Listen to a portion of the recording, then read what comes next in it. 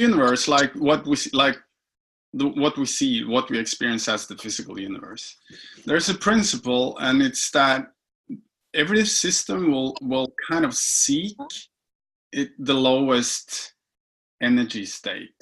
It's a natural thing for any physical system. It wants to be in the lowest energy state where it can rest, right?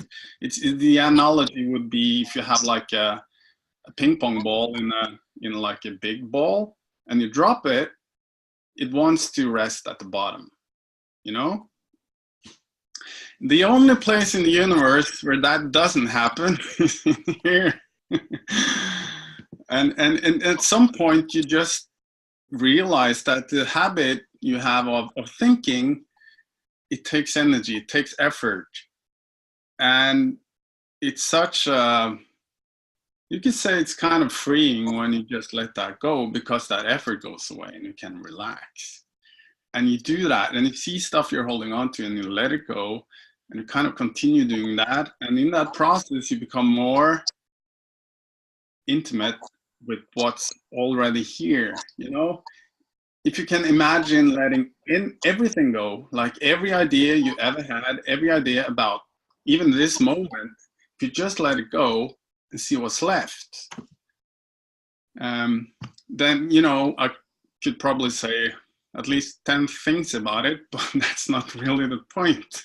The point is for whoever's listening to this to discover that for themselves and see that it's that, you know, we as teachers and, you know, the spiritual masters and all that, we're not lying, but you got to find it out for yourself that right now you can rest. And it's unlike,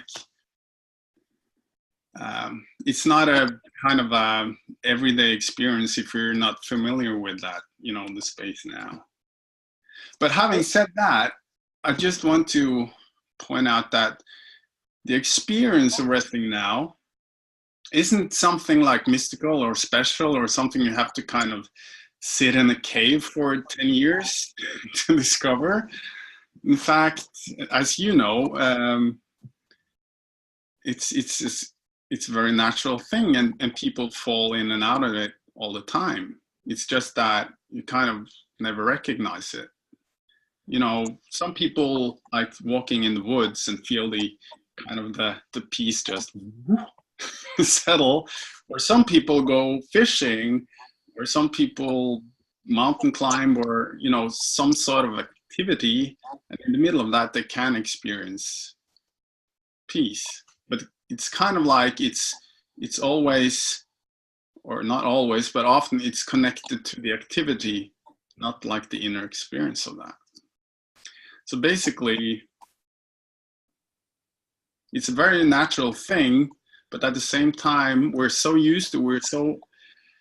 habitual thinkers, you know, we're so used to processing and thinking about stuff that we need some kind of tool to help us, you know, get back.